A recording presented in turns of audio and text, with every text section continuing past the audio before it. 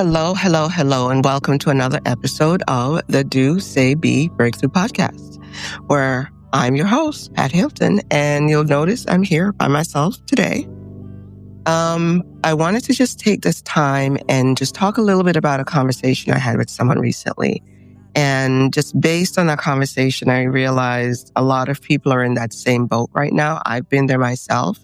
And it's about a particular topic that we've all walked through. It's about a topic that we've all experienced in one form or another. And so I jotted down some notes that I just wanted to talk through with you today, right? The topic is rejection. We have all experienced it. We've all seen others experience it. And some experience it well and some don't. But I just wanted to talk about it today, right? What is rejection? And rejection is one of those things that does not discriminate. It goes after everyone, regardless of their walks of life, their accomplishment, rich, poor, young, old, tall, short, whatever the case might be. They've experienced rejection in some form. In essence, rejection really and truly is when you desire or pursue something and it doesn't work out. So one of life's most universal experience is rejection. Again, it does not discriminate. It doesn't matter what you do to prevent it. You will experience it at some form or fashion. But what I will point out is that you don't die from it. Life still goes on. The question is, how do you navigate from that point of rejection onto that next phase? At its core, rejection is the experience of being dismissed, of being refused, of being turned away from something that you avidly pursued, something that you so truly desire and wanted, but it just didn't work out. What most people don't realize is that rejection is not just an external experience. It is also internal because of how we process it, how we interpret it, and ultimately how we choose to respond to it. Whether the rejection comes as a result of a job opportunity. Many people right now are in that boat where they're pursuing a job. There's been a lot of layoffs, a lot of sectors that have constricted for one reason or another. And so they're avidly in job search mode. Or maybe they're in the process of purchasing a home. Maybe they're starting a new relationship. Maybe they've been in a relationship, but you are in the midst of, or you're in pursuit of something that means a great deal to you. And for some reason, it ended unexpectedly. It's that dream that just seemed to have crumbled right before your eyes. You did everything. You dotted the I's, you crossed the T's. You did all that you thought you were supposed to do, and still it didn't work out. Rejection touches all area of the human experience. If you're human, if you're living, if you're breathing, it has touched you and it will touch you. It's the sting, or I call it that gut punch that you feel when you're not chosen for that opportunity, that disappointment when all your efforts are just not recognized. You did the job. You went above and beyond. You exerted all efforts. You showed up when no one else did. You did everything and then some. And the confusion that you experience when it feels like it just all goes up in smoke. Like the door just slams shut right in front of your face when you thought, here was my opening. But what if I were to tell you that rejection is not the end of your story? It does not end you, and it does not end your story. It actually can be the beginning of something much greater than you even imagine. But the key is how you approach it. You can either retreat or you can reroute and redirect. When the rejection happens, what I do recommend at all times is give yourself the grace to experience it. Instead of immediately retreating or making a hasty decision, first and foremost, do not ever make a decision out of emotions. Believe me, when you do make a decision because you're feeling upset or you're feeling hurt or you're feeling some form of deep emotion, do not, I repeat, refrain from making a decision because almost a guarantee you're going to regret it. You will say something that you later on reflect on and realize that wasn't me. I didn't mean to say that. And now you have to exert extra effort to go and repair a relationship that may have been damaged. Or maybe you made a decision that you later realize, I cannot fulfill this. And now you need to go back on your word. Go back and break that commitment or that vow that you made. So do not make a hasty decision based on how you're feeling in the moment. Give yourself permission to feel the disappointment. You are going to be disappointed. You're human. You have emotions. Don't run from those emotions. Process those emotions. Feel the disappointment. Acknowledge the pain that you're feeling, but don't let any of that define you. Do not define yourself. Do not define your identity based on something that you experienced. Reassess and redirect. Look for an alternate route. You still have that goal. And if it didn't work out this time, it doesn't mean that you will not achieve that goal. It just means you need to look at it differently. Go about it a different way. Sometimes rejection is a redirection towards a different way of doing it, a different way of accomplishing it. We never would have considered it this way had the rejection not happened.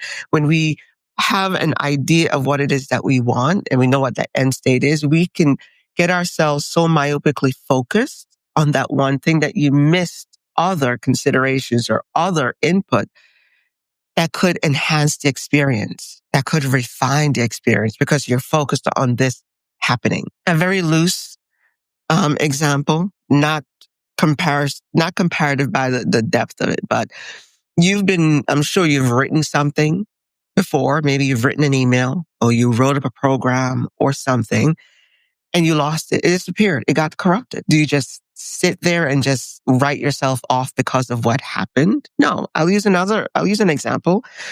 I did a recording with a friend, Hildy. It was a very fun conversation. It went on for quite some time, but at the end of the recording, I hit save and the screen went blank. I lost about half of the recording.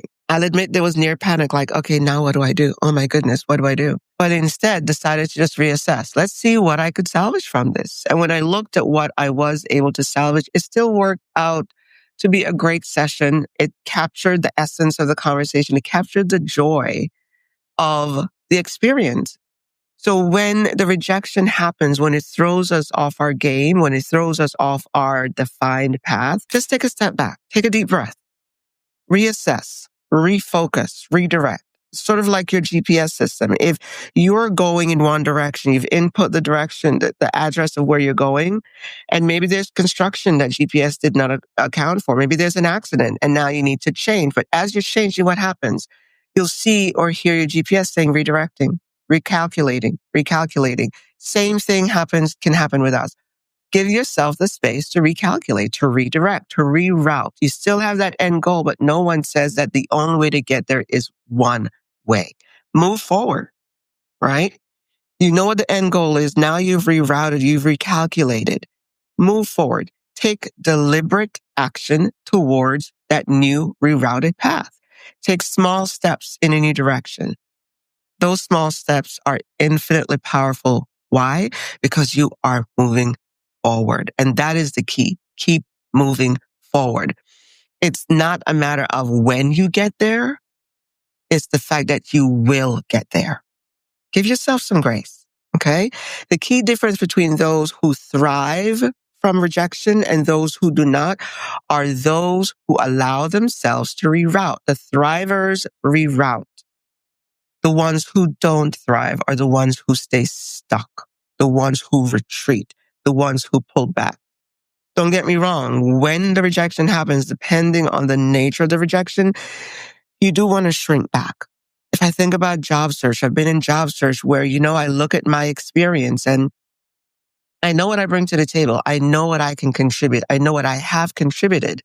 But when you get that door closed in your face, when you get that no, when you get that email that says, unfortunately, we're not advancing your resume at this time. We're not advancing our consideration to include you. You get that.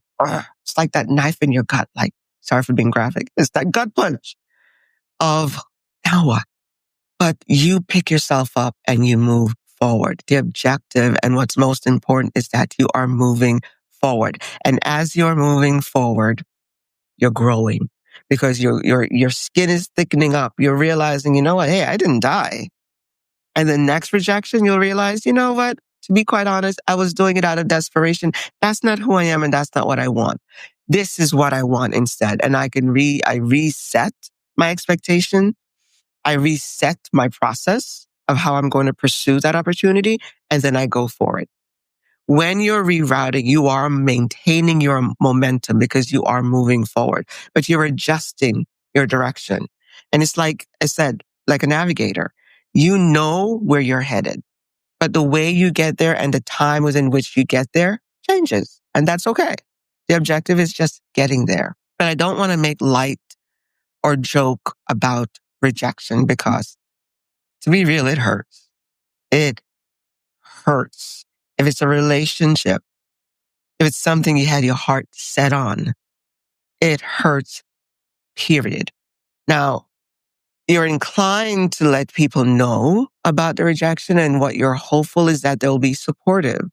But unfortunately, there isn't I don't know that there's a rule book out there that says step one, show support this way by doing this and saying that. And so people's natural inclination is to say the things that they think are going to be helpful. So when they say things like, you know what, it wasn't meant to be, or just get over it, or this is beyond you, or you're beyond it, or everything happens for a reason. I know immediate response might be just shut up or get away from me, in the back of your mind, but just know that they're trying to help. And it's okay if what they're saying is not what you need. Take a step back from them and maybe spend a little time sitting in the sitting in that emotion, right? Give yourself the time to process it so you can move forward. I truly believe if you don't process the negative emotions, there are residue that's still attached to you that when you think, okay, I'm good, I'm going to fake it until I make it, it will take that one unexpected comment that will bring back the negativity. And what you don't want when you've decided to reroute and move on is to come across as negative. So the truth is rejection can feel like that punch. It's a questioning also. And here's a dangerous thing that we can easily go into is questioning your self-worth. Am I even worth this? Why am I even trying? Don't let it challenge who you are or who you believe you are. Don't let it change your identity. It's okay to sit in the pain for a moment. For a moment. You are human. It's normal and it's healthy to process those emotions. It's healthy to process the feelings that you have. God created us with emotions for a reason.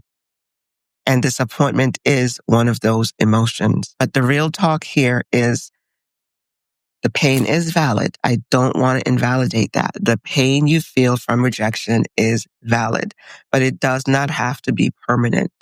And while you're disappointed and while the disappointment is real, it doesn't have to be defining. Don't let it define your character. Don't let it define your personality. You have far more resilience than you even give yourself credit for. You are more resilient than you realize. And this moment in the rejection, it's painful, but it can also be a catalyst for something really incredible. Some of the misconceptions that you might feel when the rejection happens is, oh my God, I'm not good enough. Why am I even trying this? I'm not good enough. But the reality is, it's often not about what you do, and it's definitely not about your worth. It might just be wrong timing. Two ships crossing in the night or something. It's the wrong time. It's the wrong fit. It's the wrong resource. There are a lot of factors that you may not even be aware of. It's just a no for now. It's a no for this. But your value should not be determined based on someone else's decision. Another misconception can be, this always happens to me. Why do I even bother trying? The reality is our brains are far more predisposed to think about negative experiences and to hold on to it. If someone were to ask you, hey, tell me about the two great things that happened to you recently, you would be taxed to think about, wow, this great thing happened and that great thing happened. But if they said, tell me 10 things that were bad that happened, I guarantee you'd be able to rattle them off without any effort. Our brains, I don't know why, it's this dysfunctional world we live in, but our brains are more inclined to focus on the negative experiences than the positive. Another one, and I hope we don't sit in this one, is that God's punishing me. I must have done something wrong. I'm being punished. God loves you. God is the only person who will love you when you're a mess, who will love you when you're wrong, who will love you when you're right. God is the only one who's going to love you unconditionally. Man, your kids, your spouse, your parents, your friends, it's all conditional. They love you. But there's usually a because that comes along with it. God's love is unconditional, so he will love you regardless. So don't get caught up in God's punishing me. God does not punish. God loves. God is not man. God loves. Another one is, and I mentioned it before, it's like when you're shrinking back, it's like, I may as well just give up trying. I've sent out 5,000 resumes. I should just give up. I think it's Colonel Sanders that I remember his story. He's a real man. He's real. I think he retired at 71, realized retirement funding was insufficient. And his family said, you've always made really great chicken. You should go sell that.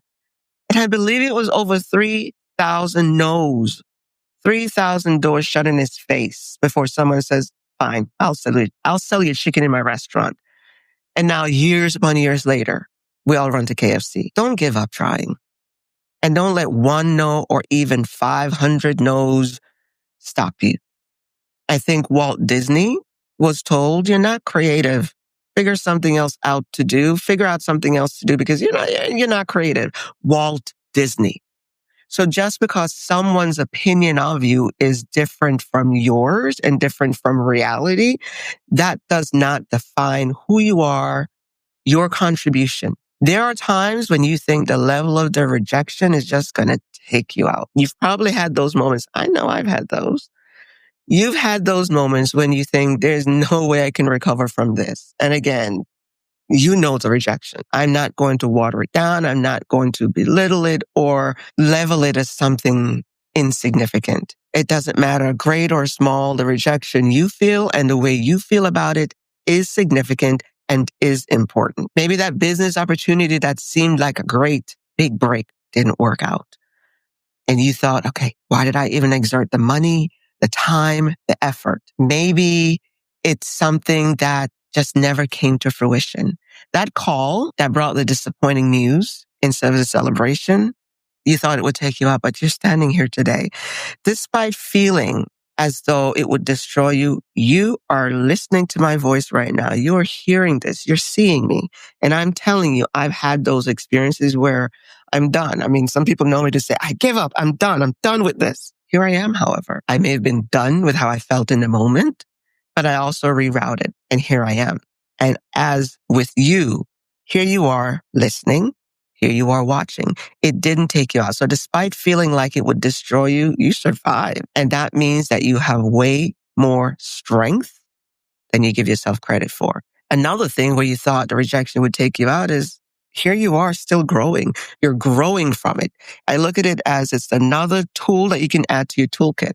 It's just another thing, another weapon in your arsenal. You know what? This came at me. Boom. Here's what I can do. The fact that you're seeking wisdom and you're seeking different perspectives to the rejection shows that it didn't break your spirit. It didn't break you. It instead refined you. It's refining who you are.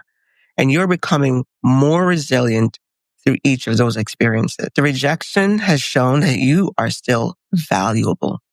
It didn't take you out because your worth was not decreased by a single measure because someone decided to say no, because someone decided against you. You were fearfully and wonderfully made. You were intentionally made. And so maybe that experience in this conversation and that place was not right for you, but don't give up because that next opportunity might be just the right one.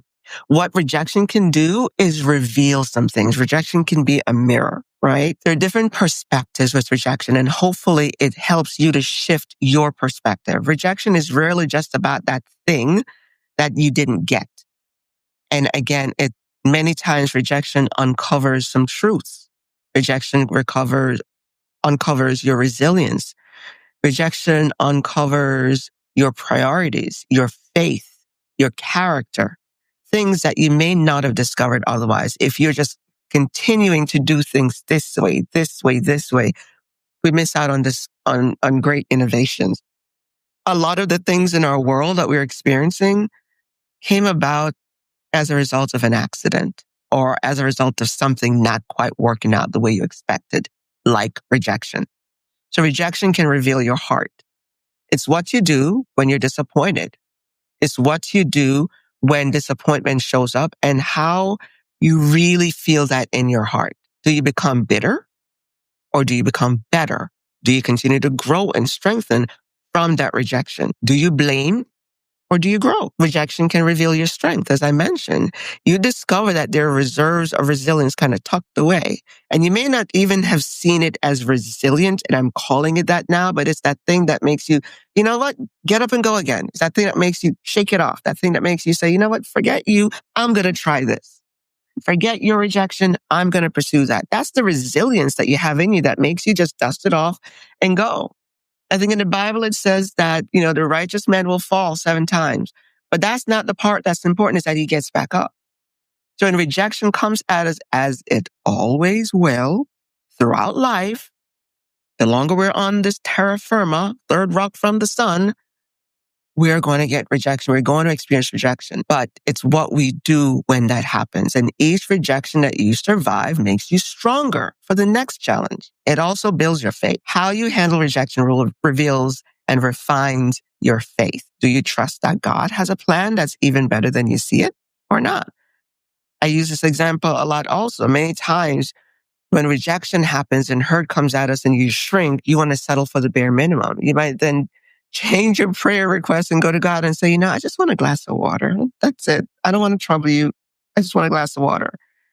And I'm sure God is like, dude, I've got 7 oceans out there I want to give you, and you want just a glass of water? Let the rejection build your faith and say, you know what, gosh darn it, I deserve more. I am better than this. I am capable of this. And let that be the fire in you that pushes you to continue to go back again and again. The other thing is, as you're going through these heart transformation and the building of your resilience and strengthening of your faith, you're building your wisdom because you're learning what works and what doesn't work. It's teaching you valuable lessons about timing, about preparation, and about alignment. So instead of asking, why did this even happen to me? Shift that instead and ask, what is this going to reveal about me? Shift your questions, shift your perspective, and process differently how you respond to those rejections when they come at you. Now, rejection looks different, and it sounds different, and it feels different. So rejection looks like a closed door or a missed opportunity. It looks like empty inboxes when you're waiting for that letter, when you're waiting for that response. It looks like the text bubbles. You see the bubbles? Nothing ever comes through. It's the plans that suddenly fall apart. It's the dreams that just seem to slip away. I had all these things in order. I did my research. I did my analysis. I lined all these things up and slips away. I remember I was having a conversation as I was going through this podcast. And again, I've said before, I'm doing this in fear, walking in fear, because at the end of the day, it's not about me. It's about hopefully what I'm saying and what I've experienced that I'll share with you, you can benefit from without having to go through it yourself, right? But I also walk through the fear. I also walk through the rejection of lining up an interview and it didn't work out. And it's like, oh my goodness, why am I doing this anyway? You know what? I'm just going to stop. And then the next conversation is someone saying, wait a second, I want to go on your podcast. I have this to share. And by the way, I know these 3 or 4 people that I think you really need to talk with because their story can impact so many. So it looks one way, but force yourself to look at it differently. Don't just take it on the surface. It can feel heavy. It can feel like a heavy weight. Rejection can feel like this weight sitting on your chest. It's that disappointment that's mixed with confusion, like, I can't get my head straight. I can't get my thoughts straight. It's you questioning your worth and your abilities. And that also, sometimes the rejection or even the approval can look like imposter syndrome. So that's another conversation I want to have with you mano a mano. But rejection can have you questioning your worth and questioning your abilities. It makes you feel like you're not enough. And you can just get exhausted from trying. It can sound like, I mentioned, we've decided to go in a different direction. We've decided to go with another candidate. Or it's not you, it's us. I have my people call your people. Maybe next time. It can look that way. It can feel that way. It can sound that way. But it doesn't It doesn't define you. Many times when you recognize rejection, you can actually normalize the experience. Don't let it become this event like, oh my goodness, they're going to reject me. They're going to reject me. Okay. And then what if they reject you? Their rejection happens. And then what? You're still breathing. The world did not collapse on you. The roof is still up there. It's not falling on your head.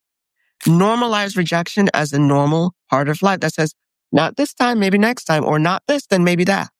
Normalize it so it doesn't become this event that has you anxious and tied up in knots. When you can name it and identify it as a familiar pattern, it becomes less mysterious. It becomes less menacing. If you don't face it and normalize it, it runs the risk of becoming insidious. It's like this thing under the surface that if you don't sit in it, recognize it, call it out and reposition it, it can become so insidious that it changes your perspective. It can eat you up from the inside and make you become so negative. So the negative thoughts flow through your mind naturally. The words that leave your lips are negative. That means that your heart has now become negative. Normalize it as just a natural part of life, a natural part of relationships, a natural part of interactions, and move through it. Rejection has real emotional, physical, and psychological effects, but understanding what you're experiencing is the first step towards healing and moving forward. You're not the only one that has gone through rejection. Think about Jesus. Hello. Need I say more? Think about Joseph.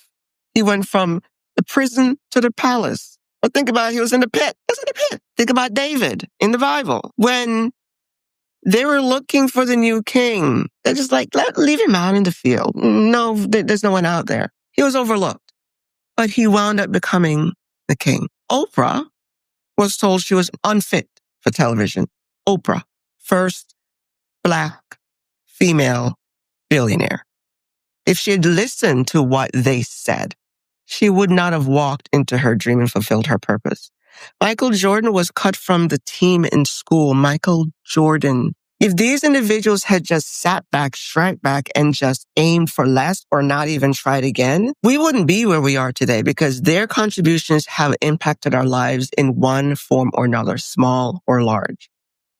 The pattern is that rejection was not the end of their story.